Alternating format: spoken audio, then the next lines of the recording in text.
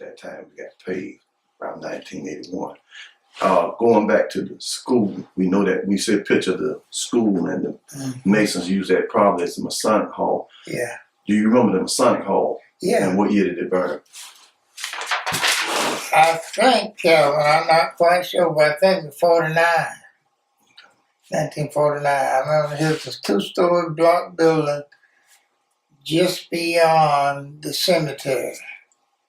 That you're coming out from the church, it was on the right-hand side. After you pass this for the cemetery, you can see some of the blocks still. Right. We've had some pictures. We've taken some pictures with you holding some of the foundations still there. Some of the blocks still around. Now, going back to the building, the actual building of Pleasant Grove, and you being a youngster, you told us a story about the cemetery, how the cemetery came about.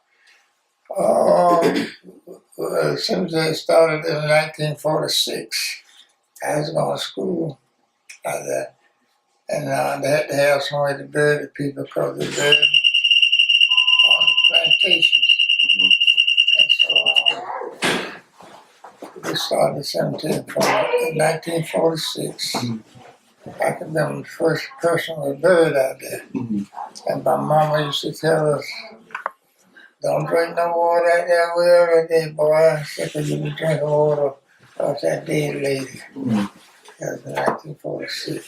And that was the reason, and you were telling me that's the reason finally that we got the land, because they would have to go through some of the crops and things of that nature. And so actually, and before that time, I noticed that some of the graves, they were pre-annotated, but we know that after 1869, they had to bury the people that were out of post-slavery days. So a lot of those people at Pleasant Grove were probably buried on somewhere on those plantations where they worked at or were working at. That's true.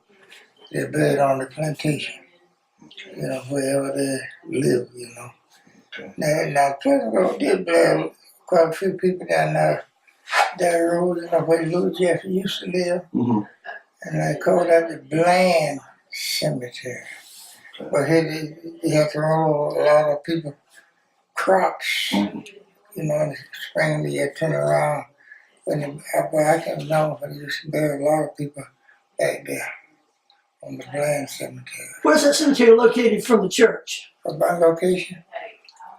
Oh, I was living about a mile and a half from the church. And that Bland Cemetery, about how far is it from the church? Oh, Bland Cemetery, I guess about a mile. About a mile. You came out from the church and took a right, and you come to that first dirt road and took another right, and you come down that other dirt road and took a left. It was off the road. What name of that road was it? Is it Penrose? Is it Penrose? Penrose. Coxship. It was off the Coxship Road. Right. But back then, I can remember before they cut into them roads. Used to be little wagon roads. You know what a two? Yes, sir. Okay. So here's a little two-wheel wagon road.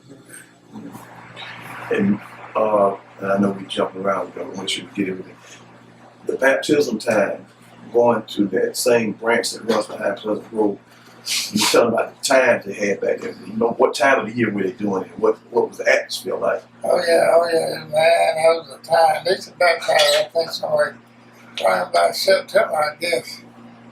I just have a time down there and we were singing. Ham be out there baptizing. What were some of the songs they would be singing? Oh, take me to the water, baptize me. God getting us ready for that great day.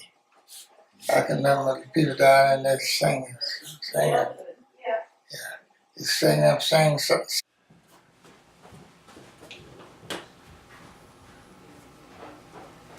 Mr.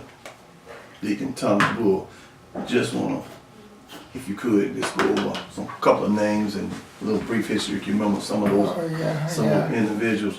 Reverend F.H. Ham, that was the man baptized you? Yeah, he baptized a lot of people. And he baptized me. And Deacon, I can remember Deacon John Bassett. He was the chairman. After that, Robert Lyde was the chairman. After that, George Gregg. Mm-hmm. And after him, Wayman Muffin.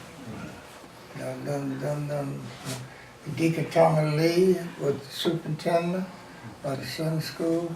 I don't know, before Deacon Tommy Lee had it, I can remember Everett Wiles, he was the superintendent.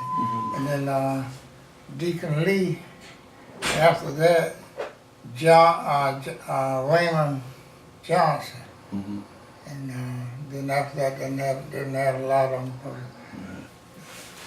Well, some of the prominent families that were down in the names that I've seen through the book, the Greggs was a prominent family, the Bacotes was a prominent, Miss Nanny Bacote. Yeah, and the Scipios, I can remember all them Scipios. Mm-hmm. And all the Greggs, Mm-hmm.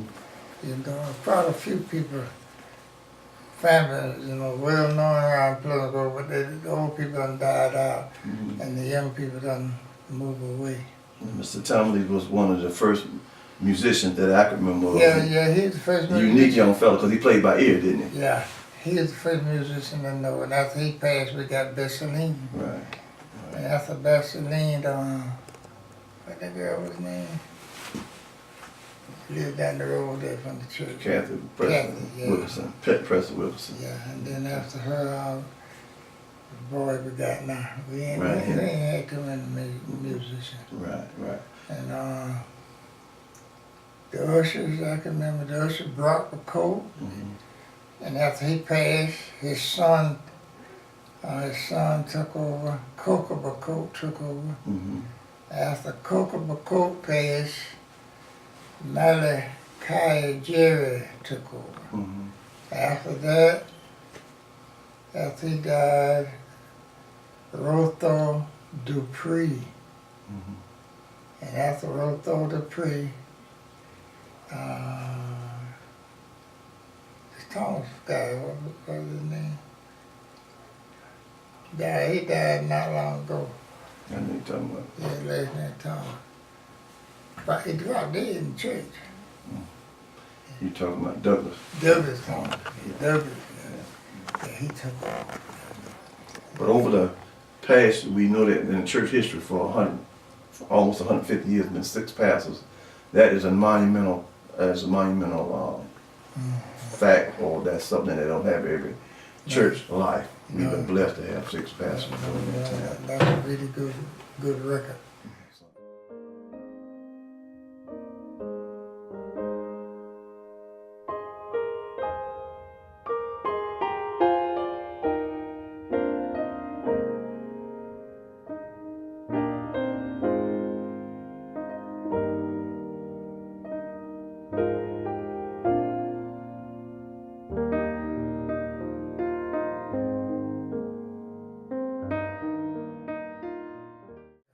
So, But see, the only pastor I can remember is Frank Mhm. Ham. Right. I don't remember Ed. I Right. remember Frank, and Reverend Henry Peoples, and Reverend Thomas, Eugene Thomas. Right. But during the years that you formulating, that you heard that some of the stories that happened in Pleasant Grove and how they got their name through the history books, they're saying they placed the church far back to remind themselves of the master's house, so to speak, and those things. Yeah. And people are sharecropping during those days. Give us an idea, people, that because everything happened around the church, the schools at the church, everything happened. Going to town was a rarity, wasn't it? Well, they said they wanted the church to be built kind of like the master house. Mm-hmm. You know, have a lane coming up. Mm-hmm. And you remember all them little trees we used to have Right. on both sides of the church coming up to Right. the church? And the church is sitting back in the lane, you know, Mm-hmm. a good ways off from the highway. Right. But later years, after I turned the road over to the county, see the road used to belong to the church. Right. After the road turned over to the county had us to remove all them trees. Right.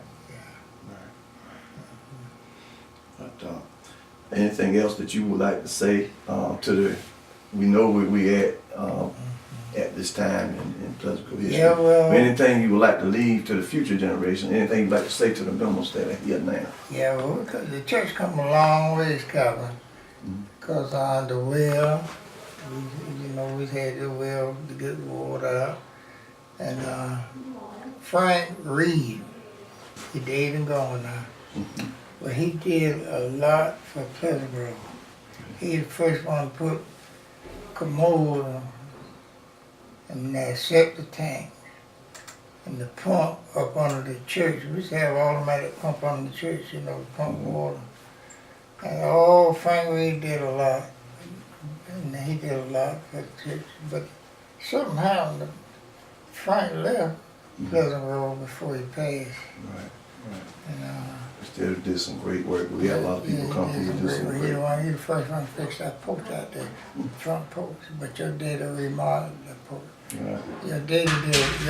Your father did a lot for Pleasant Grove. He the one bricked it up, made the seats in the church lower, and he did a lot. He lowered the ceiling was high at one The time. ceiling used to be real high. He did it because of the acoustics and brought it down and broke an arc in there. Yeah. And the original church was, that roof is, the ceiling's solid, you can walk across it. And put in handicap walkways, which was unheard of, which were not done early in 1975.